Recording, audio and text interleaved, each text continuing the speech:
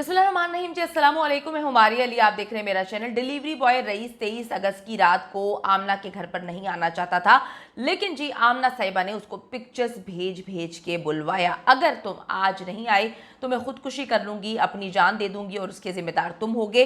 तुमने किसी सूरत बाइक भी नहीं लेकर आनी। आमना के 3 मोबाइल्स हैं जी, तीनों ने कहानियां खोल के रख दी है। रईस पर तशद्दुद के वक्त आमना का देवर और आमना का ससुर भी उस 6 मरले के मकान में मौजूद था। हमसाये के घर की सीसीटीवी फुटेजेस सामने आई हैं। रईस अकेला पैदल आया और आमना साहिबा जो हैं उसको रिसीव करके अंदर लेकर आई हैं। पहली बार तो रईस आया नहीं था कि उसको पता नहीं है कि कहाँ पे जाना है। उसने कहा कि बेडरूम में चलें, तो रईस जो है वो सीढ़ियों के थ्रू ऊपर जाना शुरू हो गया। ये सारा मामला क्या है, क्या सीसीटीवी फुटेजेस आई हैं और ये 3 मोबाइल की कहानी क्या है। आमना जितनी मक्कार बन रही है, लूमड़ी ने जान छुड़वा ली रईस से भी, लूमड़ी ने जान छुड़वा ली फरहान से भी। और लूमड़ी जो है 3 बच्चों के बाद कहती है कि मेरा शौहर मुझसे मोहब्बत नहीं करता था, डराता था, धमकाता था, तलाक क्यों नहीं ली। बहुत सारी बातें आज की वीडियो में बेनकाब करेंगे। आपसे रिक्वेस्ट है कि अगर अभी तक आपने मेरे चैनल को सब्सक्राइब नहीं किया वो कर लीजिएगा, इससे हमारी हौसला अफजाई होती है। डिलीवरी बॉय के जी केस में पुलिस जो है वो उसे आखिरी रिमांड पर इन दरिंदों से यानी कि आमना और फरहान से बहुत सारी चीज़ें जो है उगलवा ली हैं और उगलवाने के साथ साथ बहुत सारे सबूत भी जो हैं वो इकट्ठे कर लिए हैं। सबूत तो पुलिस ले रही है लेकिन पैसा भी बहुत ज़्यादा चल रहा है। देखते हैं कि अब किस तरह से रिप्रेजेंट किया जाता है इस केस को अदालत में, क्योंकि पुलिस ने इतने अरसे अच्छा खासा पैसा खाया। जो लोग वहाँ पे जाते हैं वो बताते हैं कि बड़ी अयाशी की ज़िंदगी दी गई है उनको। वहाँ पर एसी में बैठे हुए हैं, अयाशी है, ये रोने धोने का ड्रामा जो है सिर्फ कैमरे में लोगों के सामने किया जाता है। पीछे वो मकार लूमड़ी और उसका मियाँ जो है यानी कि फरहान हंस रहे हैं। इससे ये बातें साबित होती हैं कि पुलिस जो है वो इनसे पैसे खा रही है। और एक और बात साबित होती है कि इससे पहले भी ये लोग मेरे ख्याल में काफ़ी लोगों को ट्रैप करके कत्ल कर चुके होंगे, क्योंकि इतना रिलैक्स कोई भी इंसान नहीं हो सकता। कोई जानवर भी आप जलाते हैं ना, इस तरह से मौत देते हैं तो आपकी रूह कांपती है, लेकिन इनके शक्ल पर, इनके चेहरों पर, इनके जो है मकारी ऐसे नज़र आ रही है जैसे इनको कोई रिग्रेट नहीं है। एक झूठी बात कि जी एक बंदा आता है मेरी बेटी को छेड़ता है, मेरी बीवी को छेड़ता है, डाकू है, चोर है, पता नहीं क्या बकवास करते हैं। उसके बाद कितनी अजीब सी बात है, पुलिस जो है मौजूद है वहाँ पर, तुम जाते नहीं हो। ये बहुत सारे झूठ हैं, बहुत सारी मकारियाँ हैं इनकी। आहिस्ता आहिस्ता अगर पुलिस चाहती है तो वो सामने आएंगी।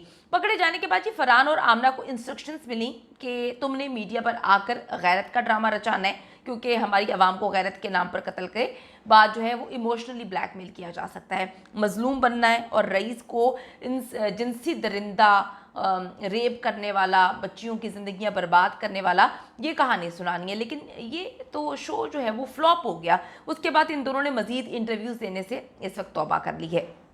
आमना फरहान का ख्याल था कि जी जैसे रईस को हमने बेवकूफ़ बनाकर घर में बुलाया है, पता नहीं भाई कितना बेवकूफ़ उसको बनाते गए हैं। शायद मियाँ बीवी मिलकर ये गंदगी रचाते रहे हैं, शायद मियाँ बीवी मिलकर ये इनका प्लान है कि जी इस तरह से आदमियों को बीवी फांसेगी, उनके साथ रिलेशनशिप बनाएगी और उसके बाद जो है मियाँ मार देगा, उसके बाद फेंक दिया जाएगा। पता नहीं ये पहला कत्ल है भी कि नहीं, क्योंकि इतना रिलैक्स आदमी जिसको पता चल चुका है, जिसको पता है कि उसकी बीवी का अफेयर था, उसकी बीवी एक गलीज रिलेशनशिप में थी और उसी घर के अंदर, उसी कमरे में जहाँ पर इसकी फैमिली होती है यानी कि फरहान भी मौजूद होता है, वहीं पर वो किसी और गैरमर्द के साथ रिलेशनशिप बना रही है।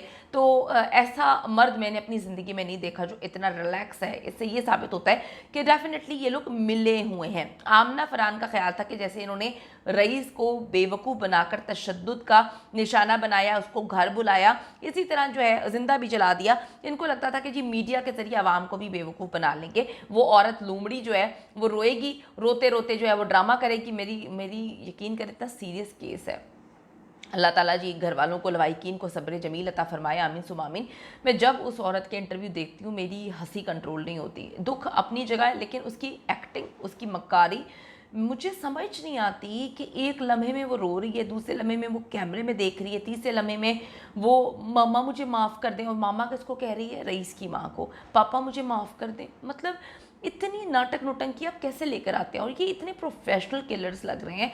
जिस तरह से मौत दी है मैं आपको आगे चल के बताती हूँ कि एग्जैक्टली फरहान का ताल्लुक कहाँ से है। अब जी पुलिस ने फरहान के घर वाली गली में एक सीसीटीवी है, उससे कुछ फुटेजेस वगैरह हासिल की हैं। आमना का एक और झूठ बेनकाब हो गया है। रईस 23 अगस्त की रात अकेला आया था और आमना उसे खुद गेट पर रिसीव करने गई थी। कितनी बकवासियात है ना, कि ये कहती है कि जी मैं तो थी नहीं, पहले कहती है मैं अपनी माँ के घर थी, दूसरी बार कहती है कि मैं अपने देवर के कमरे में सो रही थी। तो जो अब चीज़ें निकल रही हैं ये तो खुद रिसीव करके उसको लेकर आई है। हकीकत ये है कि जी रईस जो है पिछले कई दिनों से इसको इग्नोर कर रहा था। जब से उसका निकाह हुआ था वो नहीं चाहता था ये रिलेशनशिप, जान छुड़वा रहा था, लेकिन आमना जो है बार बार उसको बुलाने पर इनकार भी वो कर रहा था, लेकिन आमना उसको बार बार बुला रही थी। फरहान झूठ बोल रहा है कि वो आमना बनकर रईस के साथ चैट करता था, ये बकवास और झूठी बात है। आमना खुद जो है रईस के साथ चैट कर रही थी, लेकिन रईस अपनी शादी पर फोकस था। जब फरहान ने शाम की भटिया की जगह सिलेक्ट कर दी तो आमना ने रईस को कस्में दे देकर खुदकुशी कर लूंगी, अपने आप को मार लूंगी, ये कहानियां सुना सुना के बुलाया था। रईस का एक मोबाइल पुलिस जो है वो अभी तक बरामद नहीं कर सकी। ये वही मोबाइल है जिसमें हर चीज़, हर सबूत मौजूद है। जब रईस इनके घर आया इन्होंने वो मोबाइल भी उससे ले लिया, तोड़ दिया होगा, फेंक दिया होगा। इन दरिंदों ने जब उसको जिंदा जलाया तो उसके इर्द गिर्द कोई भी चीज़ मौजूद नहीं थी। ये सब चीज़ें सबूत मिटा चुके थे।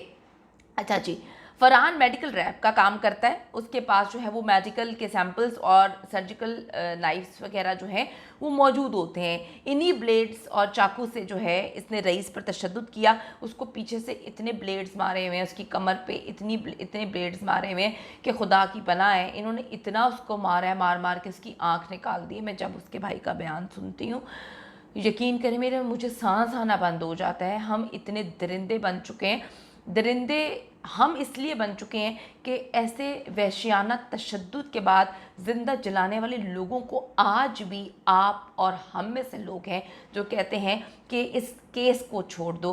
कहते हैं कि जी आमना बेचारी मासूम पर जो है क्यों इल्ज़ामात लगा रही हैं आप। कहते हैं कि जी अब तो कत्ल कर दिया, अब और क्या करना चाहिए। इतनी भयानक मौत आप सोचें, अल्लाह मियाँ किसी दुश्मन के साथ भी ये ना करे। आपके घर में किसी के साथ होता है, आप क्या करेंगे? आप इनको माफ़ कर देंगे? इनकी मकारियाँ चलाकियाँ देखने के बाद भी आप इनको माफ़ कर देंगे? आप बदला नहीं लेंगे? आप केस परसू नहीं करेंगे? आप क्या करेंगे? या आप मीडिया के लोगों से नहीं कहेंगे बात करें? कुछ खुदा का खौफ कर लें। किसी की जगह कर किसी के दर्द को महसूस करने के लिए ना अपने आप को उधर रखना ज़रूरी होता है। जब जब मैं सुनती हूँ कि किस तरह से तशद्दुद करके इन दरिंदों ने मारा है, यकीन करें मुझे इतना रोना आता है कि एक औरत एक इंसान के साथ जो है ना वो पहले रिलेशनशिप में है, ठीक है, उसके साथ हर दुख सुख शेयर कर रही है, उसके बाद उसको इतनी खौफनाक मौत दे देती है। तो ये लूंबड़ी, ये मक्कार औरत कितनी ख़तरनाक होगी इसका आप अंदाज़ा भी नहीं लगा सकते। और अनकरीब ये बाहर भी आ जाएगी, क्योंकि अफेयर चलाना, मेरा नहीं ख्याल उसको अफेयर चलाने पर जो है वो कोई बड़ी सज़ा देंगे।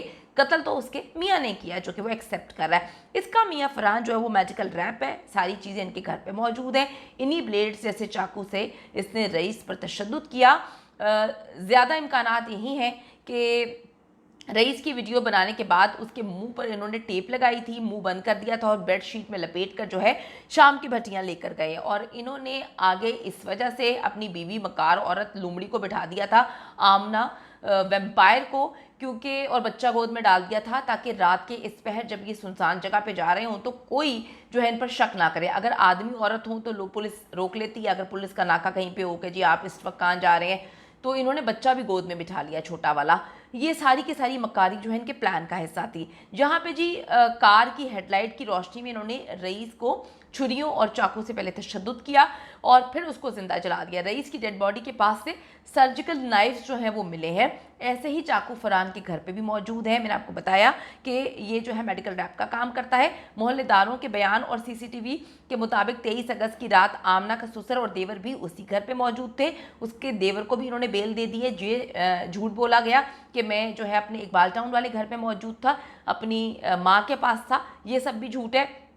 ये सब मिलकर झूठ बोल रहे हैं, पैसा चला रहे हैं। पुलिस जो है वो कितने सबूत उड़ा रही है, गायब कर रही है, ये तो आने वाला वक्त ही बताएगा। जितनी पुलिस हरकतें कर रही है उससे उम्मीद नहीं है कि पुलिस इस केस को मजबूत बनाएगी। सीसीटीवी से ये भी साबित हुआ है कि रईस जिंदा सही सलामत आमना के घर आया था लेकिन वो वापस नहीं गया। तो ये झूठ बोल रहे हैं कि रईस के दोस्तों ने, और ये जो उसके भाई पर अली पर इल्ज़ाम लगा रहे हैं जो कि इस केस का मुद्दई है, उस पर इल्ज़ाम लगा रहे हैं कि अली ने अपने भाई को खुद कत्ल किया। कोई जवाब नज़र नहीं आता, ना ही सीसीटीवी में चीज़ें निकल के सामने आई हैं। फरहान का ये झूठ भी पकड़ा गया है कि रईस भाग गया था और उसके दोस्तों ने उसको कत्ल कर दिया, उसके भाई ने उसको कत्ल कर दिया।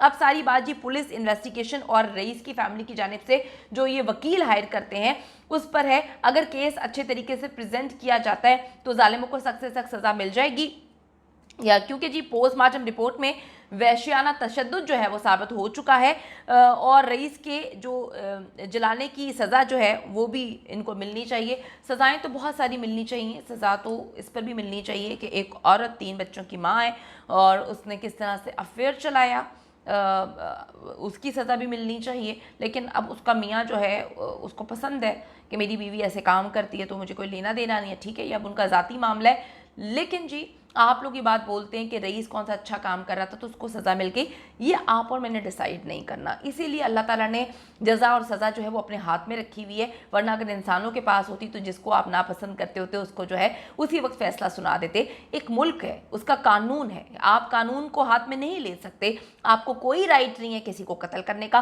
किसी से मसले, उनको तो ये भी मसला नहीं था बकौल उनके 10 दिन पहले उनके घर में डकैती डाल के गए हैं, तो डकैती डालने वाले बंदे को जो है आप पुलिस के हवाले नहीं करेंगे। ये लोग झूठे हैं, मक्कार हैं।